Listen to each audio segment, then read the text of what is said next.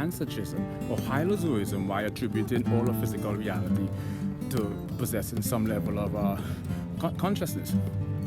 So multidisciplinary, you have to take psychopathology, parapsychology, pathology, philosophy, and you have to take cognitive neuroscience into consideration because their brain oscillation transitions from what society is ubiquitously known for in the beta or alpha when you're in a relaxed state to sometimes gamma.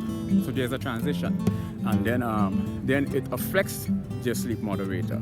It affects the endocrine system. So when you get into a number of different psychopathological disorders, right, you have to take a multidisciplinary approach because many areas have to be taken into consideration, primarily metaphysics and phenomenology.